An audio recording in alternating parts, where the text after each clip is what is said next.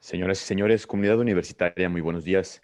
A nombre de la Universidad de Guadalajara, del Centro Universitario de Ciencias Económico-Administrativas y del Departamento de Mercadotecnia y Negocios Internacionales, sean todos ustedes bienvenidos en mérito de este webinar en el que nos acompañan Enrique Morales Bautista, jefe de la Unidad de Producción y Eventos Especiales de Cultura UDG. Agradecemos también a Héctor Montes de Oca, director general de Avión de Papel, compañía de producción escénica y agencia de comunicación de artes escénicas.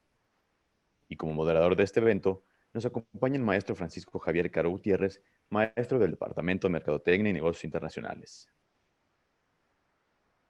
De igual manera, les anunciamos que pueden consultar y podrán consultar este y más webinars en la página www.webinars.qca.udg.mx. Ahora bien, dejo en el uso de la voz al maestro Francisco Javier Caro. Muy buenos días para todos. Agradecemos su participación en este webinar. Como ya lo comentaba el maestro de ceremonias, al maestro Enrique Morales, Chester, y al maestro Héctor Montes de Oca, quien nos acompañan y quien nos hablarán sobre temas de la comercialización de los eventos culturales en Jalisco. También agradecemos a todos ustedes, audiencia, por darnos la oportunidad de escucharnos, y estaremos pendientes de sus preguntas sobre la marcha de este webinar. Y entrando en materia, hablando de cultura, entendiendo cultural como relativo a la cultura, debemos clarificar primeramente este término. Son muchas las definiciones de cultura, desde las que mencionan que la cultura lo es todo, partiendo desde un punto de vista antropológico y sociológico, donde la cultura engloba valores, actitudes, costumbres, creencias, convenciones y prácticas sociales compartidas dentro de un grupo determinado. Podemos concretar efectivamente que la cultura lo es todo. En enfoques más contemporáneos y de las ciencias económicas, la cultura se refiere a procesos y actividades relacionadas con aspectos intelectuales, morales, artísticos, que generan un valor. De este enfoque surgen los términos de bien cultural, industrias creativas, economía cultural, marketing de la cultura, entre muchos otros que las ciencias económicas han desarrollado para el estudio y aplicación en la cultura. Conforme las empresas culturales crecieron en cantidad, se enfrentaron a la necesidad de generar estrategias que hicieran más visibles sus productos a sus potenciales consumidores. Los creadores culturales, con cierto recelo y a regañadientes, se han visto en la necesidad de acudir a la mercadotecnia para comercializar sus productos sensibles. Yo les preguntaría a ustedes, ¿quién de ustedes en estos días de cuarentena y aislamiento no ha escuchado música o ha dibujado, pintado o realizado un recorrido virtual en un museo o haber observado o visto un video musical o una película en una plataforma de streaming? Esto, señores, es arte, y arte es cultura. Con ustedes, el maestro Enrique Morales Bautista, quien es productor, director artístico, director técnico e iluminador, es licenciado en artes escénicas. Él actualmente es el jefe de la Unidad de Producción y Eventos Especiales de Cultura en la Universidad de Guadalajara, cargo que ocupa desde 2010 a la fecha, y ha participado en un sinnúmero de eventos, entre los que más destacan la producción técnica de la Feria Internacional de la Música, FIMPRO, producción técnica ISPA 2019, Congreso Guadalajara International Society for the Performing Arts, en la coordinación técnica del programa de espectáculos del Festival Creativo para Niños y Jóvenes Papirolas, en el programa de artes escénicas de la Feria Internacional del Libro en Guadalajara, FIL, por muchos años, en la Feria Internacional en la Feria del Libro en Español en Los Ángeles, Léala, en la producción de eventos sociales en el Festival Internacional de Cine en Guadalajara, FIC, y actualmente es director técnico e iluminador del Ballet de Jalisco de la Secretaría de Cultura del Estado desde diciembre de 2014 a la fecha. Enrique Chester es profesor de asignatura en el Departamento de Artes Escénicas del Centro Universitario de Arte, Arquitectura y Diseño en la Universidad de Guadalajara desde el mes de junio del 2001 a la fecha. Chester, bienvenido. Muchísimas gracias, mi estimado maestro Paco Caro, ¿no? Exacto. Mi nombre es Enrique Morales, pero todo el mundo me conoce en el medio artístico como Chester. También tenemos con nosotros a Héctor Montes de Oca, quien es comunicador, productor y gestor de proyectos escénicos. Es licenciado en comunicación. A lo largo de los últimos 14 años se ha desempeñado como productor y actor de teatro en diversos proyectos, a la par de crear y difundir campañas especializadas en publicidad teatral. Héctor es director general de Avión de Papel, como ya nos mencionaba nuestro maestro de ceremonias, compañía de producción escénica y agencia de comunicación de artes escénicas, la cual colabora con compañías locales, nacionales e internacionales. Cabe destacar que Héctor, en marzo del 2019, recibió el galardón al mérito teatral en la categoría de Nuevos Valores por parte de la Secretaría de Cultura Jalisco y SECA. Actualmente es consejero titular en el área de teatro del Consejo Estatal para la Cultura y las Artes. Héctor, bienvenido. Muchas gracias por la invitación. Hola a todas y a todos. Muy bien, pues señores, adelante. Platíquenos sobre la cultura, la comercialización de los eventos culturales en Jalisco. ¿Qué tal, Paco? Gracias por la invitación nuevamente. La verdad es que tanto Héctor como yo nos sentimos muy contentos de participar en esta charla, sobre todo porque tanto él como yo nos dedicamos a la comercialización y a la producción de eventos culturales sin ser mercadólogos, ¿no? Quiero hacer esa aclaración. Hemos tenido que aprender sobre la marcha, hemos tenido que estudiar sobre la marcha, ¿no? Estamos muy interesados justo en involucrarnos y en tener esta cercanía con ustedes, ¿no? Con esta parte de las ciencias económico-administrativas, justo para también nutrir nuestra labor y que ustedes también conozcan qué es lo que hacemos o lo que hemos hecho ya también, ¿no? Yo soy unos cuantos años más grande que Héctor. Yo vengo de la época en la que para publicitar tu obra de teatro aquí en Jalisco, propiamente en Guadalajara, hablando de la zona metropolitana de Guadalajara, tú todavía tenías que salir a repartir tus volantes, cosa que ya está prohibida en este momento. Tenías que salir a pegar tus carteles, ¿no? Yo soy egresado de la Universidad de la carrera de actuación de teatro en el 2000, y lo que me motivó a dedicarme a la producción y a investigar sobre medios de comunicación y cómo poder vender mi producto fue precisamente que yo quería vivir de esto, ¿no? Yo quería vivir de las artes, del trabajo que hacía, ¿no? Eso fue lo que me motivó a poder o a querer desempeñarme, involucrarme en los procesos administrativos, ¿no? Como bien mencionabas tú en la primera parte, Paco, los artistas a regañadientes hemos tenido que entender que esta parte de la gestión económica, de hacerse de recursos, esta parte de tener que vender un producto, ¿no? Un producto artístico, nos ha costado trabajo entenderlo.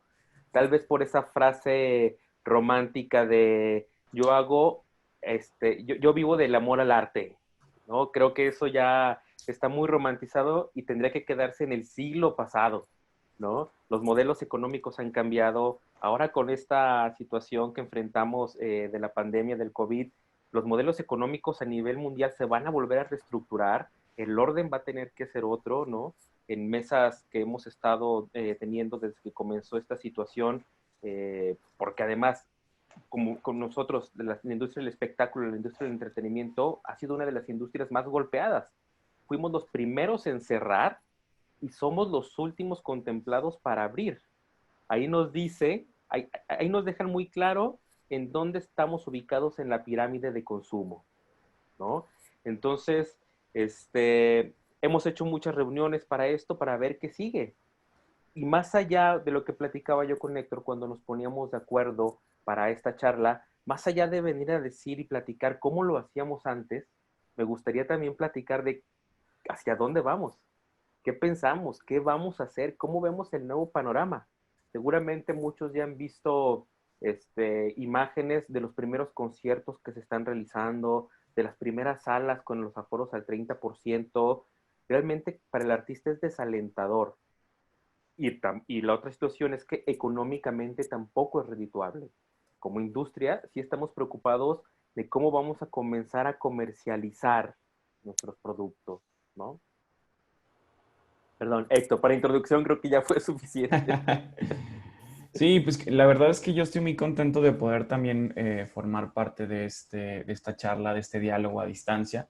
Me parece muy pertinente y justamente acercarnos a la mercadotecnia es vital. O sea, creo bueno, soy comunicólogo, tengo una especialidad en mercadotecnia dentro de la misma licenciatura, me enfoqué mucho y como soy amante del teatro y comencé a hacer teatro desde hace muchos años, pude como unir estas grandes áreas para poder complementar una con otra. Entonces me parece muy interesante tener un acercamiento con las personas que se dedican al marketing justamente porque creo muy pertinente que el marketing pueda hacer transformaciones dentro de las artes, sobre todo, bueno, en mi experiencia en las artes escénicas, que es a lo que yo me dedico.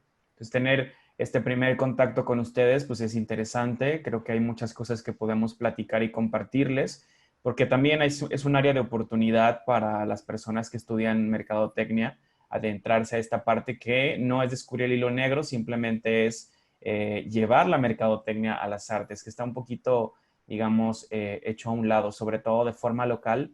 Falta mucho que estos agentes, que estas personas que conocen de mercadotecnia, se unan a los procesos creativos que tenemos los creadores para fortalecer los productos culturales y pues estoy muy contento de estar aquí. Bien, bienvenidos nuevamente y agradecemos pues su enorme pasión por el arte y yo vendría aquí a hacer una pregunta inicial para ustedes. ¿El arte es un producto de consumo? Mi respuesta es sí. Tan sí que tú mismo lo acabas de mencionar ahora que iniciábamos con esta charla, ¿no? En esta pandemia, ¿quién no se sentó a escuchar música? ¿Quién no encendió la televisión a alguna película o a descargar algún video musical? Sí es un producto de consumo, ¿no? Y vuelvo a lo mismo. Durante muchos años los artistas hemos creído que si vendemos nuestro producto estamos traicionando en ocasiones nuestros ideales, ¿no?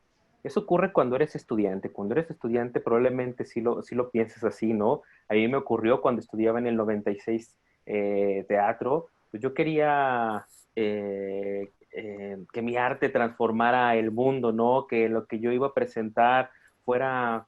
que modificara por completo la conciencia de la gente.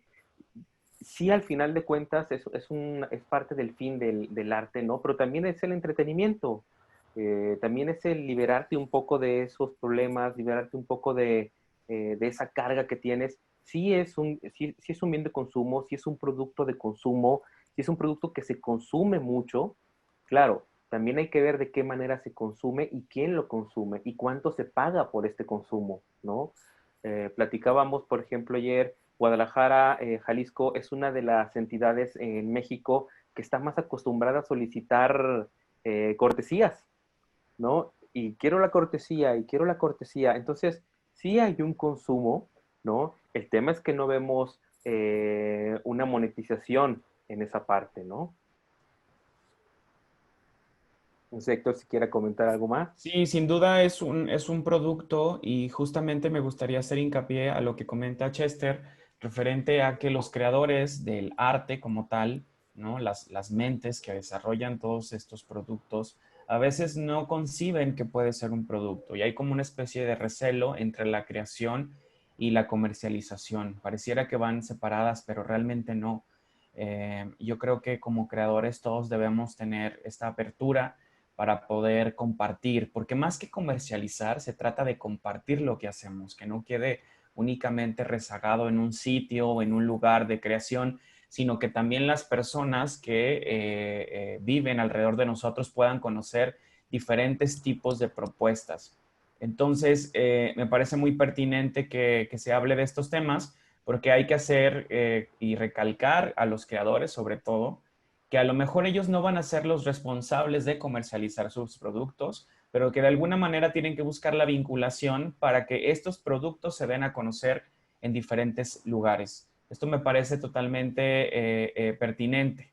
Si nosotros como creadores solamente creamos y guardamos las cosas para nosotros, pues no se cumple esta labor del arte, ¿no? Queda como mermado por completo esta situación. Entonces, yo creo que ojalá, digo, no alcanzo a ver muchas caras que están conectadas, pero estaría padrísimo que si hay algún creador de cualquier tipo de arte, pues pueda, digamos, como abonar a esto, porque creo que es urgente, creo que es muy necesario y sobre todo lo que estamos viviendo nos damos cuenta que tenemos que comercializarlo, que a lo mejor esta pieza que tenemos en casa no solamente se va a quedar en casa, sino que hay una forma también de obtener algo a cambio de esta venta de este producto. Entonces, pues adelante, yo creo que vale mucho la pena. Con esto, con esto que comentas, Héctor, eh, recibir algo a cambio al vivir este producto, yo te preguntaría, ¿cuál es el valor agregado del arte como producto? El valor agregado del arte como producto, el simple hecho de poder compartir nuestras ideas es un valor agregado, creo, para comenzar.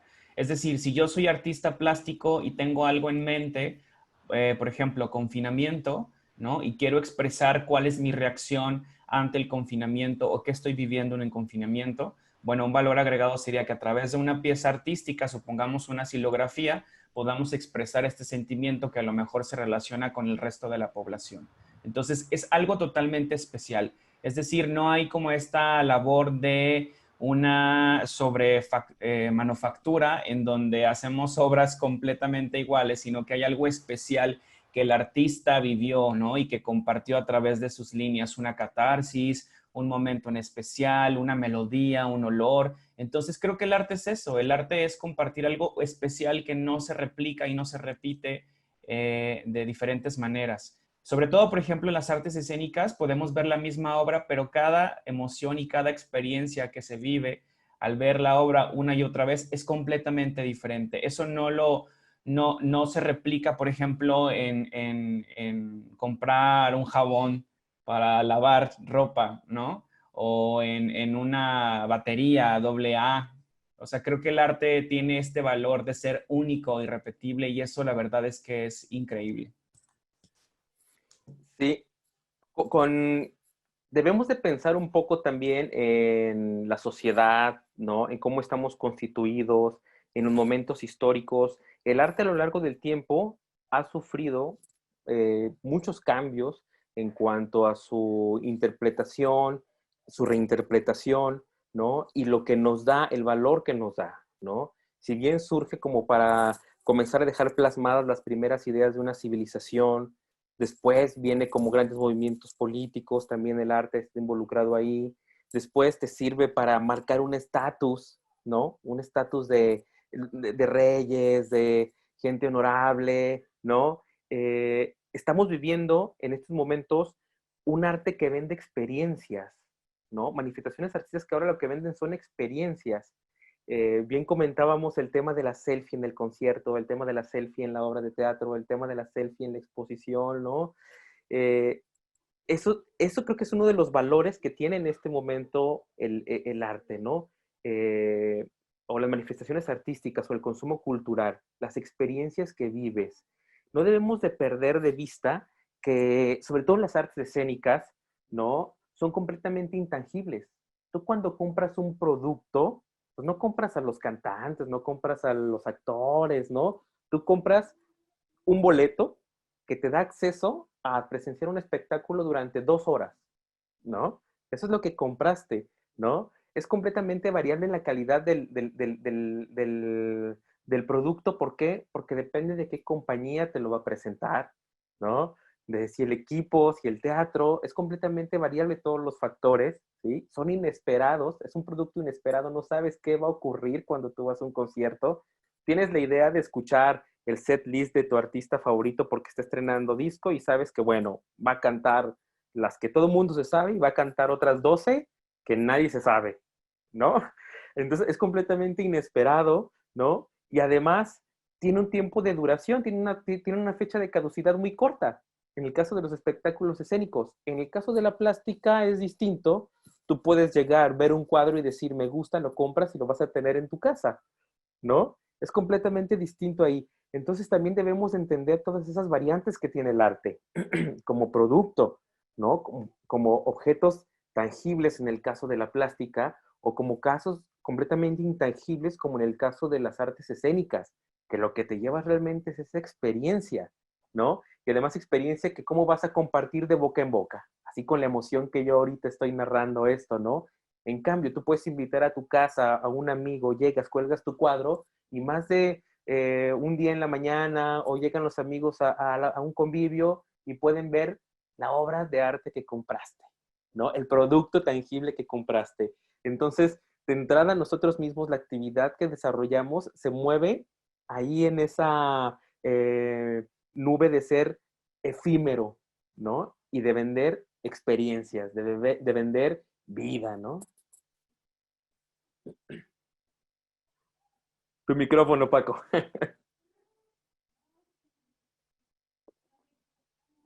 Mi estimado Paco, tu micrófono está apagado. Listo, Eso. perdón. A ver, aquí, Chester, la importancia luego en el tema de ese gusto que te das en los eventos, del check-in, ¿no? Del checar en el evento. Yo estuve aquí, ¿no?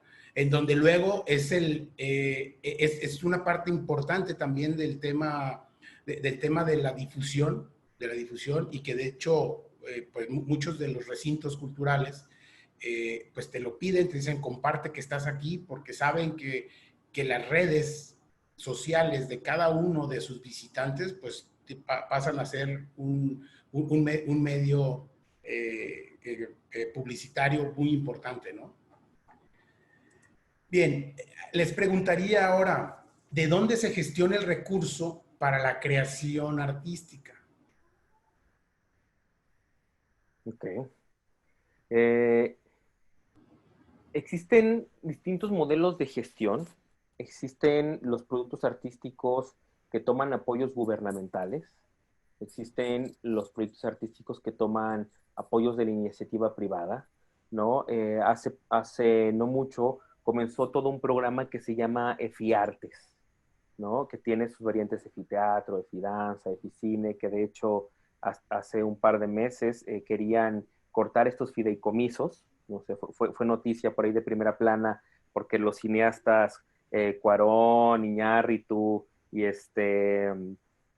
hombre, y nuestro gran cineasta tapatío del Toro, pues, se ponían precisamente ahí a pelear, pues se pusieron a pelear y a subir a la discusión con la gente de gobierno para evitar que se quitaran estos fideicomisos. Estos fideicomisos funcionan, tú como creador consigues a una empresa, ¿no? Que quiera patrocinar tu producto y esta empresa, ese dinero, ese capital que le invierta a tu producto, lo hace deducible de impuestos. A grandes rasgos de esa manera funciona, ¿no? Es un modelo de producción que mucha gente ha comenzado a aprovechar, que muchos creativos han comenzado a aprovechar, ¿no? Esa es una manera.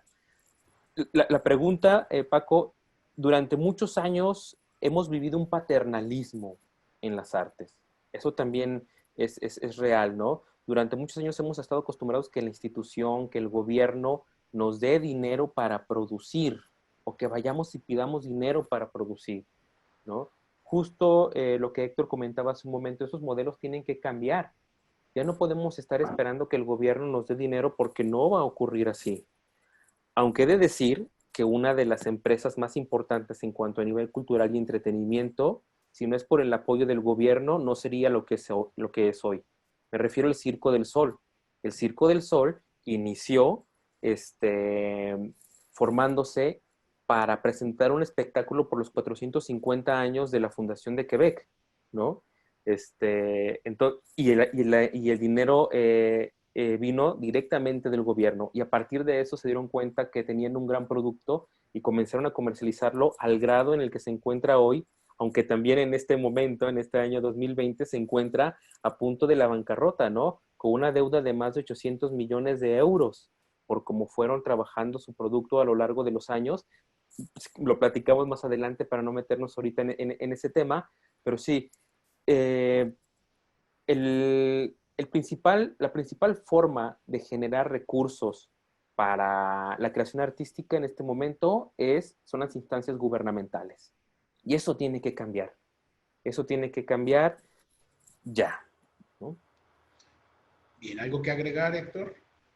Sí, hay como muchos modelos que vale la pena replicar, no solamente a nivel nacional, sino también a nivel local. Como lo decía Chester, a nivel local podemos decir que hay como esta parte importante en la que los creadores esperan a que exista una beca, un estímulo, un fondo a través de gobierno, pero existen muchas formas que están también, digamos, como desaprovechadas, y que es justamente donde puede entrar la mercadotecnia, que tiene que ver con la iniciativa privada, ¿no? Con hacer alguna estrategia de mercadotecnia con la iniciativa privada para poder crear nuestros productos culturales. Y ha quedado como un poco rezagado, supongo que por la condición económica en la que nos encontramos, o con las formas también en cómo creamos o producimos. Pero, por ejemplo, yo tuve un acercamiento muy importante cuando estudiaba en la ciudad de Colima, respecto a patrocinios, por ejemplo. Todas las puestas en escena que se hacían de 2005 a 2011 eran a través de patrocinios de la iniciativa privada. Entonces, me parece que replicar modelos que funcionan en otros lugares es importante, puesto que también esperar a que el gobierno dé apoyo nos amarra a ciertas condiciones de trabajo que creo que no vale la pena replicar, y mucho menos a partir de esta nueva realidad que estamos viviendo, ¿no?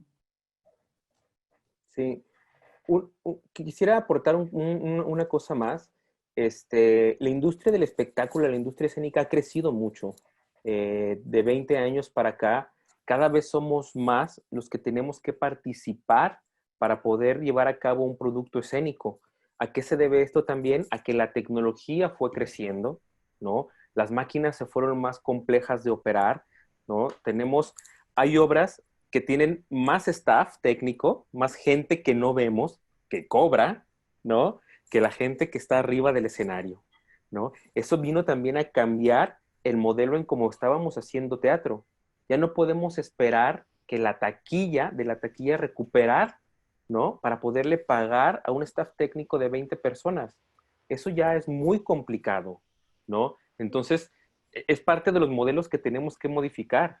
Nosotros estamos tratando de procurar que los productos que realicemos lleguen prácticamente ya pagados a la escena, ¿no?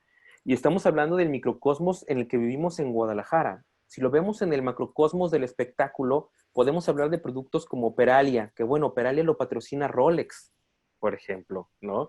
Podemos hablar de productos como Isaac Hernández, que es patrocinado por Banamex, ¿no? Podemos hablar de productos, ¿qué más? Como los grandes festivales que patrocina Corona o que patrocina Indio, ¿no? Estas marcas cerveceras que ya ni siquiera son mexicanas, ahora son internacionales, pero que bueno, que van dirigidos a un gran número de consumo, una gran masa de consumo. Y no está mal, ¿no? Todos vivimos de esa industria. Lo que tenemos que identificar también como gremio cultural, como sector cultural, es en qué parte de la cadena de consumo, del nivel de consumo estamos ubicados. Si hacemos espectáculos para 30 personas o si hacemos espectáculos para 30,000 personas, ¿no? Bien, quisiera dar lectura a un comentario que nos hace Judith Ortiz Barrera Nos dice, considero que tienen razón de que existen mucho recelo de vender los productos y además hay una frase que me gusta mucho. El arte y la mercadotecnia van de la mano. El arte realiza un producto y busca plasmar una emoción en las personas, mientras que la mercadotecnia busca plasmar una emoción para posicionar su producto. Muy Fíjate, atinado sí. el comentario de Judith.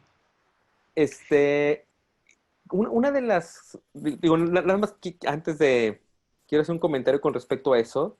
Una de las marcas que más vende en el mundo juega precisamente con eso.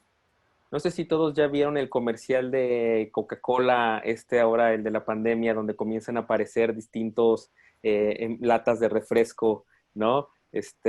Por los que no pueden salir, por los que están luchando, por los que esto, claro, tú terminas viendo el comercial llorando y queriendo ir a tu refrigerador, abrirlo y tomarte una Coca-Cola helada, ¿no? ¿Por qué? Porque precisamente te movió todo eso que tienes ahí adentro y dices, híjole, sí, ¿no? Te identificas. Te identificas. La Coca-Cola es un producto sensible, ¿en qué sentido? Surgió del gusto de una persona, de la necesidad de una persona de satisfacer sus problemas físicos. Era verdaderamente un jarabe milagroso. Era un jarabe milagroso color negro con sabor a dulce, ¿no? Lo aprendieron a comercializar, lo aprendieron a vender, ¿no? Que además ahora tomamos, todo mundo sabemos que es uno de los productos que más daño hace a la salud, pues, sin embargo, ahí estamos, enamorados del producto llamado Coca-Cola, ¿no? Es esa parte del consumo del mercado que en ocasiones es muy complicado entender, ¿no? Es muy complejo porque tiene que ver precisamente con esa parte sensible como humano, ¿no? Eso es lo que terminamos comprando ahora, ¿no? Y ahora, y si bien es cierto lo que mencionan en ese comentario, también es cierto que ahora la mercadotecnia está buscando otros valores dentro del arte, ¿no? O sea, ya se está buscando que realmente exista, se está buscando que primero se complazca lo que quiere el consumidor. Ya se está buscando, se está pensando en el consumidor, qué es lo que quiere el consumidor, qué es lo que quiere ver el consumidor, que eso como artistas nos cuesta mucho trabajo, ¿no? O sea, yo no me pongo a pensar como artista, ¿qué querrá escuchar el público de la colonia X? ¿O qué querrá escuchar Guadalajara? ¿No? Eso es complejo. Y creo que en los momentos de creación, desde que nos sentamos ahí, deberíamos sentarnos con un estudio de mercado y decir, a ver, ¿cuáles son las preferencias del público? ¿Qué es lo que está viendo? ¿Qué es lo que está leyendo? ¿Qué es lo que está escuchando? ¿No? Recordemos que todo aquello que no podemos medir, no lo podemos mejorar. Y si nosotros como artistas, como creativos, no tenemos esas mediciones, no vamos a poder mejorar nuestro producto. ¿En qué sentido? No en el sentido estético, sino en el sentido de la venta, en dónde, cómo lo vamos a vender, cómo lo vamos a colocar. Vuelvo al ejemplo del Circo del Sol, ¿no? Ellos a qué le apostaron, a un circo sin animales, ¿no? A una estética completamente innovadora. El Circo del Sol surgió en 1984, ¿no? Ha sido una empresa de estudio para muchos, ¿no? Por las innovaciones al espectáculo que dio. Generó una dramaturgia. ¿A qué me refiero con esto? Nos contaba una historia. El Circo del Sol fue el primero en comenzarnos como circo a contar una historia, ¿no? Y esos tres factores, esos tres elementos tan simples, que parecieran simples, innovaron por completo la industria del circo, la industria de los espectáculos escénicos, y ahora están donde están, ¿no? ¿Por qué? Satisfacieron una necesidad que tenía el consumidor de ver algo diferente, se casaron con esa idea de darle de un circo sin animales, y eso hizo que mucha gente comenzara a ser atraídos, ¿no? A lo mejor ahora tenemos que presentar obras gluten free, obras dietéticas, no sé, por decirlo de alguna manera, por comenzar a acercarnos a ese nicho de mercado, ¿sabes? ¿No? Claro, claro. De hecho, diste respuesta a una pregunta que ya tenía aquí por elaborarte, y que la pregunta era, cuando se crea un producto cultural, se piensa en el público al que va dirigido, y creo que, bueno, acabas de dar la respuesta a esta pregunta. ¿Quieres agregar algo a esta pregunta, Héctor? Sí, pues yo creo que esto tiene que ver más como Bueno, la verdad es que podría decir que a forma local. Las grandes marcas, por ejemplo, que se dedican a comercializar teatro, siempre hacen un estudio de mercado. O sea, no hay otro rumbo, no hay otro camino. Cuando compran alguna franquicia internacional, bueno, los estudios de mercado vienen desde otro sitio para compartirse y se hace una adecuación, digamos, a lo local, a México como tal, ¿no? Pensando en una puesta en escena, por ejemplo, de Ocesa, que se trajeron de Broadway, un Rey León, y que ellos convierten este estudio a algo mucho más local. Pero sí falta mucho cultura. Yo puedo decir a nivel local que cuesta mucho trabajo como creador hacer este análisis previo para saber si este producto es viable o no. Eso es algo súper complicado de trabajar. He tenido yo la oportunidad de trabajar con casi todas las compañías a nivel publicitario y es muy difícil decir, oye, esto que tú quieres hacer, esta idea que tienes, este tema que quieres abordar, ¿realmente es comercial? ¿Realmente se puede compartir? ¿Realmente se puede hacer una estrategia de marketing? Es casi imposible. Les cuesta como mucho trabajo entender que ese es un camino ideal para cumplir objetivos del proyecto. Les puedo compartir, por ejemplo, que la última puesta en escena que tiene Avión de Papel, sí se hizo un estudio de mercado. O sea, sí se hizo un análisis, pero desde el texto. Es decir, desde el momento en que a alguien se le ocurrió compartirnos el texto como tal, la dramaturgia, se hizo un análisis durante 8 sesiones en donde se compartía con diferentes personas si ese texto te hacía sentir algo, si te, digamos, te causaba algún tipo de emoción, sentimiento, una experiencia. Y cuando ya llegas a construir la puesta en escena es mucho más sencillo porque ya tienes un camino claro de qué es lo que va a suceder, ¿no? Ya es un camino como muy marcado, muy delimitado, ¿no? Ayer le comentaba, por ejemplo, a Chester que en Ciudad de México ya hay metodologías de marketing, por ejemplo, como Lego, Serious Play o Playmobil Pro, que se están usando para las artes, que se están haciendo ejercicios a través de cámaras de Gesell en donde ya se está estructurando si ese producto que se va a lanzar es viable o no. Entonces, bueno, nos hace falta mucho por trabajar y ojalá que, y vuelvo a reiterar, ojalá que las personas que están aquí de Mercadotecnia se emocionen también como nosotros para poder adentrarse en este mundo tan interesante que es el marketing cultural. Y aquí la importancia, pues, de la labor de la mercadotecnia dentro del arte, ¿cierto? Sí, Y, además como delimitar eso, porque creo que el marketing cultural no tiene que ver con la comunicación estratégica de las artes, son cosas distintas. Y estamos acostumbrados todos a hacer difusión, y mientras sigamos haciendo difusión, no vamos a cumplir los objetivos ni del proyecto ni de la venta del proyecto.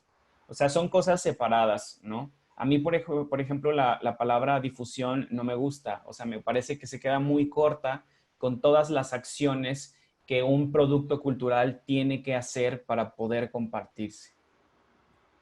entonces es necesario construir estrategias de marketing para la cultura, Sí, claro, Claro. Sí, definitivamente. específicas y de, únicas. de- de hecho, como comentaba Héctor, definitivamente las grandes empresas del entretenimiento, por supuesto que hacen estudios de mercado, por supuesto que saben en qué lugares, en qué fechas, qué gustos, qué preferencias tiene el público, ¿no? Sí, sí, sí, sí lo saben y por eso comienzan a crear y se han dado cuenta que existen distintos festivales, por ejemplo, con ciertas características para cierto público, para cierto nicho de mercado, para cierto tipo de consumidores, ¿no? No hacen, ahora, por ejemplo, lo que se puso en moda en los festivales de música, el famosísimo grupo sorpresa. El famosísimo grupo sorpresa no es otra cosa más que en un festival de rock, que de repente tocaran los Tucanes de Tijuana, o que de repente tocara mi banda el Mexicano, ¿no?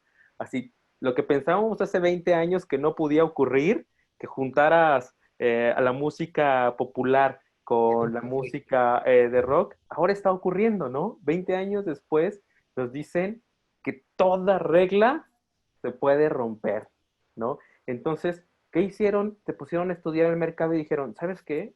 Es que toda esta gente que dice que consume rock and roll, pues también consume música popular, ¿no? También le gusta moverse, también le gusta menearse, también le gusta el arrabal, ¿no? Y entonces todos estos festivales que comenzaron a involucrar a estos grupos sorpresa, comenzaron a incrementar también su valor, ¿no? Ese valor agregado de, wow, sí, fui y disfruté, mientras estaba a un costado del gran silencio, pude darme una escapada a escuchar a mi banda el mexicano, ¿no? Entonces, sí hay toda una serie de estudios. Justo ayer, platicando en una de las reuniones, nos comentaba gente de Ticketmaster, que todos sabemos Ticketmaster es la boletera más grande en México, ¿no? Y prácticamente en América. Nos comentaba sobre una encuesta que realizó a 13,000 compradores, 13,000 personas de sus clientes, ¿no? De Ticketmaster. Y nos decían que la gente de lo primero que va a hacer cuando salga, el comprar un producto escénico o el comprar una vivencia, compró una experiencia escénica, está en el cuarto sitio, ¿no? Está en el cuarto sitio. Antes que nosotros está ir al cine, está en el tercer lugar, ir al cine, ¿no? Pero sí, ir a una experiencia escénica está en el cuarto lugar. Eso nos habla de que sí es verdaderamente una industria, ¿no? Y otra cosa que nos decían también allá ayer es que de los lugares que quiere visitar o donde se sentiría más seguro dentro de una experiencia escénica es en un espacio al aire libre, ¿no? En un espacio donde no tenga que tener relación con otras personas. Entonces, exactamente. Entonces, ahí, por ejemplo, ya con esos números que comienza a arrojar Ticketmaster, estas encuestas, te comienzas tú a dar a dar cuenta cuáles son las preferencias del público, ¿no?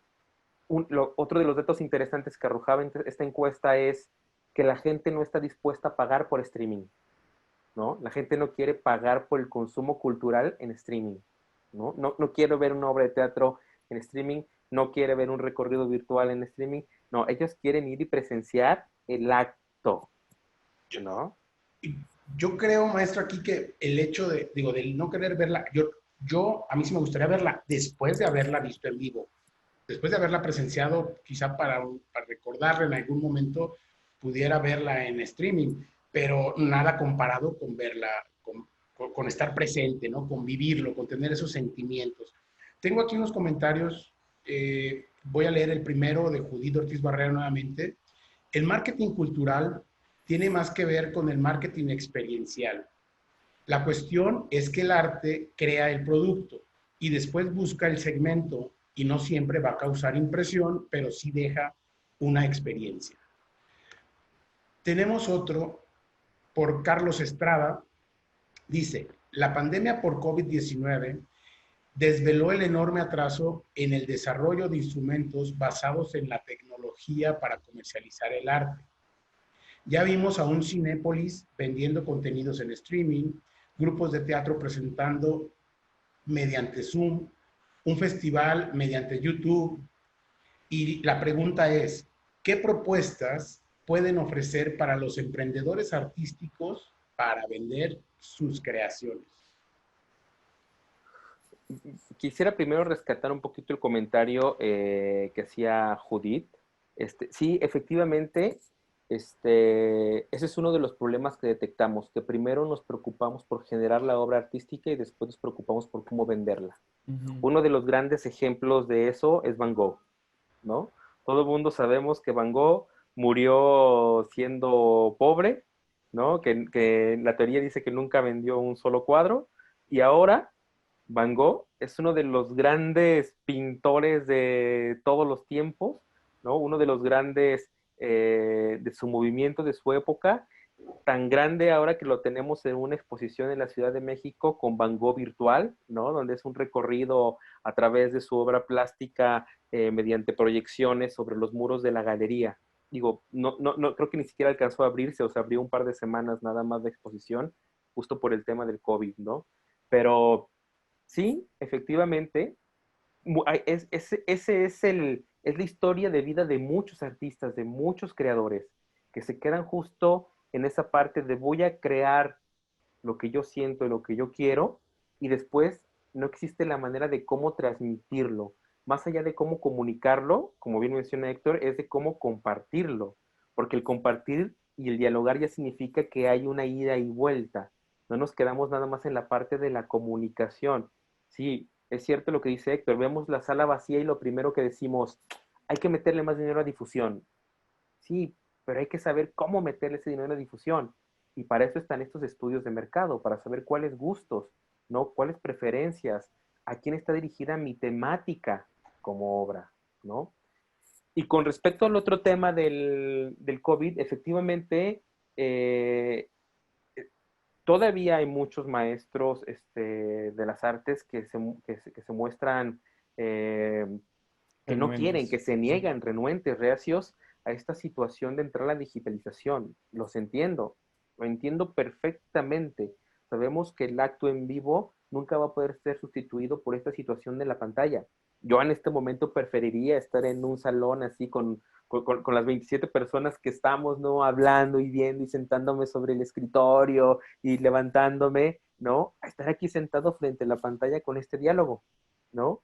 Que a veces ni siquiera sabes si realmente del otro lado te están pescando o no, ¿no? Entonces, claro que esa experiencia nunca no va a ser irreemplazable, pero lo que viene cierto, como mencioné en el comentario, es que desde hace mucho tiempo estamos pensando en que teníamos que comenzar a generar este tipo de contenidos digitales. Teatrix, que es una plataforma así como Netflix, que surgió que Héctor hace un par de años, más o menos, o 3 años, no recuerdo bien, Sí, tiene como ¿no? 4 años más o menos. Justo fue ese intento de decir, chicos, ustedes aquí está mi plataforma, suban sus productos, sus obras de teatro, no comercialicen, es tanto porcentaje para ustedes, tanto para nosotros, vamos a darle. Muchos se negaron porque creían que los costos en cuanto a porcentaje no eran justos, otros tantos por el modelo de decir, no, es que el teatro se tiene que vivir de manera presencial, ¿no? ¿Qué fue lo que ocurrió? Que lamentablemente la tragedia nos alcanzó y ahora sí ya estamos todos desesperados por querer generar contenidos para streaming, por querer generar cosas innovadoras, cuando hay gente que ya lo está haciendo desde hace 10 años atrás muy bien. Ayer hablábamos y decían, es que tenemos que generar contenidos digitales con calidad. Y yo les dije, a ver, no, espérense. Los youtubers generan contenidos digitales, algunos de pésima calidad, desde hace muchos años, y de eso viven, ¿no? Entonces, en realidad, el secreto no es generar contenidos de alta calidad para el consumo.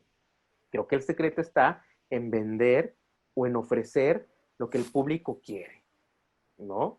Los youtubers vinieron a darle la vuelta a muchos modelos de comercialización con un personaje parado, hablando, dirigiéndose a los jóvenes, a estas nuevas generaciones que quieren escuchar, ¿no? Lo que él nos dice. Lo recuerdo mucho yo, Paco, nuestra generación nos tocó a todo mundo, creo que traer un libro de Carlos Cuauhtémoc Sánchez en la mochila, ¿no? A todos nos tocó y era el gran bestseller de ¿qué? Juventud en Éxtasis, se llamaba aquel libro, ¿no? Y todo mundo leía Juventud en Éxtasis, Era ¿no? obligada. Lectura Era obligada. obligado. Entonces, los youtubers son ese nuevo, Carlos Cuauhtémoc Sánchez, ese nuevo Juventud en Éxtasis, ¿no? Son gente que ya comercializan su imagen, su producto, lo que quieran decir, ¿no? Y ya lo monetizan. Entonces, ¿qué tenemos que hacer, creo, como industria escénica? Definitivamente el espectáculo en vivo es irreemplazable, eso no hay una vuelta de hoja, pero tenemos que comenzar a buscar de qué manera comunicarnos a través de esta pantalla. ¿Cómo vamos a transmitir lo que transmitimos en la presencialidad de sentir que miras a una sala vacía y sabes que te está mirando a ti, ¿no? Aunque en realidad no te está mirando, ¿no? ¿Cómo vamos a conseguir eso aquí en la pantalla? El cine lo hace, ¿no? Pero bueno, el cine tiene el recurso del close-up, de un gran acercamiento. Tenemos que comenzar a descubrir cómo hacerlo para aquí, para nuestros nuevos públicos. Hacer cine en vivo, ¿no? A partir del teatro. O Que sea, justo son las cosas que comentaba en el comentario. La UNAM lanzó un festival o un concurso de teatro por video, por estas plataformas, ¿no? Y sí, la respuesta fue de un montón de gente ahí que, tal como ahorita, ¿no? Esta podría ser la obra de teatro de Chester, dando una conferencia y esto era, ¿no? O dando una charla, y esto era, ¿no? espera.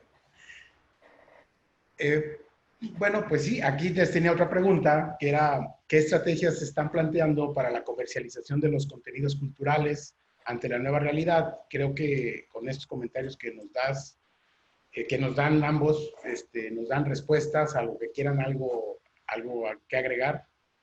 Sí, yo nada más quiero agregar algo importante que creo que queda como de un lado. La creación como tal también es una experiencia.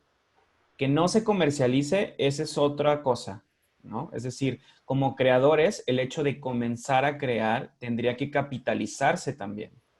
En el teatro a nivel nacional sucede, es decir, desde antes de que se pueda crear o tener la primera sesión de ensayos, ya se está diciendo qué se va a hacer. Entonces, me parece que esta parte de capitalizar nosotros como creadores nuestro trabajo es vital porque justamente habla de lo que también platicábamos el otro día, de esta metodología que es la implicación del público o la implicación del espectador. Si nosotros implicamos al posible consumidor, viéndolo desde el marketing, ante un proyecto o un producto que estamos desarrollando, va a ser mucho más fácil crear este clic, ¿no? Para que el consumo tal cual se dé. Entonces me parece pertinente que todo lo que se hace a nivel cultural se comparta desde antes, desde que se nos prende un poco el foco y decimos, esto es lo que voy a hacer, ¿no? Desde se me ocurre. Sí, Sí, hay un claro. fenómeno, hay un fenómeno de repente que yo observo mucho en cuanto al consumo de los productos culturales en Jalisco, con diferencia de la Ciudad de México, por ejemplo, y que yo siempre he dicho, bueno, es que en la Ciudad de México los artistas que hacen las obras de teatro son los que ven en la televisión, son los que ven en los comerciales, ¿no? Viene aquí una obra de Ciudad de México y bueno, llenan porque viene la primera actriz, el primer actor, ¿no? Y el otro día platicando con un muy buen amigo, con Carlos Esqueda, él comenzó a hacer unas cápsulas como para acercar al público a los hacedores de artes escénicas, ¿no? A quiénes son la gente que está aquí. Y me decía, es que sabes qué, Chester, lo que tenemos que hacer es glamorizar, ¿no? A las personas que hacen las artes aquí en Guadalajara, en Jalisco. Tenemos que generarles ese glamour, tenemos que generar que el público los quiera, que los entienda para que entonces los vaya a ver a una obra, los vaya a ver a un espectáculo, porque dicen, somos completamente desconocidos, nadie nos conoce, ¿no? Entonces, creo que eso también es importante, creérnosla. A lo mejor no le hemos dado ni siquiera nosotros mismos como creadores el debido valor a las cosas, ¿no? Hay ocasiones en que lo pienso así. Y sí, por supuesto, el público consume lo que también sabe que es seguro, que va a tener cierta calidad. Esa es la otra, ¿no? Y esta parte que dice Chester de la creación de figuras hace falta mucho, porque conocemos a lo mejor un producto, pero no sabemos quién lo hizo. Pero eso también tiene que ver no solamente con la comunicación y el marketing de la cultura, sino con los mismos modelos de creación de las compañías o de los grupos o los colectivos. Es decir, si nosotros no capitalizamos quién está haciendo esa obra, esa a lo mejor escultura que está en Lázaro Cárdenas, ¿no? Que después de que investigas sabes que es Garbal, si no capitalizamos el nombre de esta persona ante toda la parte de la campaña publicitaria y demás, pues vamos a seguir tratando como de hacer las cosas por encima, ¿no? Como esta parte de la difusión únicamente. Bien, tenemos un comentario de Saúl Bucio que nos dice, Enrique, ¿cómo equilibrar la creación de productos culturales cuando el objetivo es la expresión misma del artista y además cumplir con las expectativas del público? ¿Qué cumplir primero? ¿El objetivo de crear o el de comercializar? Esa es una muy buena pregunta, como para otros 5 o 6 paneles de reflexión con un montón de creativos y preguntarles abiertamente, a ver, ¿tú qué prefieres? ¿No? El huevo o la gallina. No, comer, vivir bien o seguir llevándola ahí, tener además de tu empleo como director, como actor, como escenógrafo, como iluminador, además ser contador por las mañanas, ¿no? O ser abogado, o ser, ¿no? Porque eso ocurre mucho en nuestro medio, ¿no? No solamente nos dedicamos al arte escénico, sino que también además tenemos otras actividades. Son pocos los artistas, son pocos los creadores en el entorno tapatío que solamente viven de la representación escénica. Son muy pocos, ¿no? Sí, hay muchos que se dirán, bueno, sí, es que doy clases de lo que yo hago. Bueno, sí, pero dar clases, la labor docente ya es otra actividad, ¿no? Sí es complejo, creo que una cosa no tiene que traicionar a la otra. Creo que lo primero que deberíamos entender es que justo tienen que ir de la mano la parte de la comercialización. Yo, por ejemplo, vuelvo a la situación del Circo del Sol, ¿no? Ellos no se traicionaron en cuanto a su contenido ni en cuanto a su plástica, pero sí entendieron que su producto se tenía que comercializar. Tal vez cuando lo venden en el 2015, porque eso es lo que ocurrió, el dueño original lo vende en el 2015 a otras 4 asociaciones, dijo, en este momento esta fórmula ya se terminó, cada vez hay más réplicas del mismo producto, cada vez es más difícil venderlo, ahí nos vemos, ¿no? Y lo vendió a 4 consorcios, uno en China, uno en Estados Unidos y 2 más en Quebec, algo así es por ahí, ¿no?